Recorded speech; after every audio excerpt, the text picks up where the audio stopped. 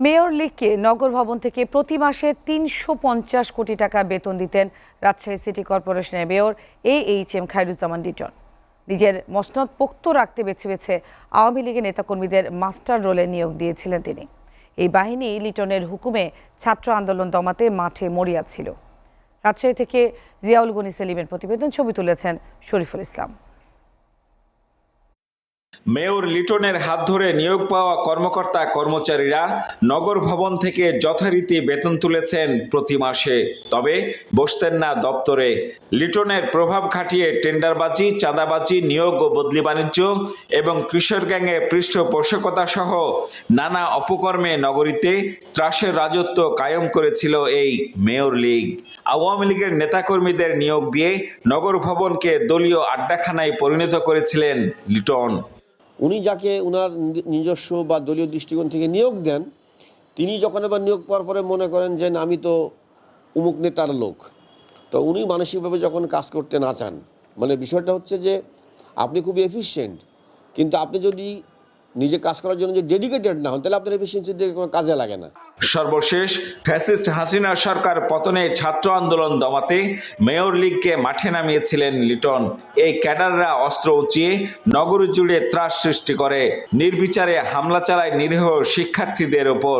2 শিক্ষার্থী হত্যারও অভিযোগ রয়েছে এই বাহিনীর সদস্যদের বিরুদ্ধে। গত 5 আগস্ট গণঅভ্যুত্থানের পর লিটনের সাথে নগর ভবন ছেড়ে গা ঢাকা দিয়েছে মেয়র বাহিনীও।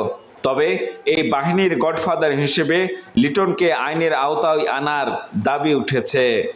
মানুষের পুরো আক্রমণ, এমনকি তারা কিন্তু রীতিমতো একবারে সন্ত্রাসী রূপ ধারণ করত।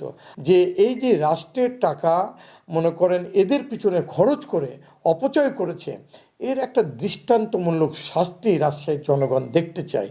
এদিকে অন্তর্বর্তী সরকার ক্ষমতা গ্রহণের পর নগর ভবনকে রাজনৈতিক প্রভাব মুক্ত রেখে সেবামুখী করতে উদ্যোগ নিয়েছে কর্তৃপক্ষ। তাই কাজ না করে বেতন তোলা 150 অস্থায়ী কর্মচারীকে এর মধ্যে বরখাস্ত করা হয়েছে। সবচেয়ে বড় কথা হচ্ছে, যেখানে আপনার দৈনিক মজুরি ভিত্তিক যে জনবল, সেই দৈনিক মজুরি ভিত্তিক জনবলের ক্ষেত্রে কিন্তু আসলে প্রয়োজনীয় অতিরিক্ত জনবল ছাঁটাই করার জন্য এখানে কোনো কারণের প্রয়োজন নেই।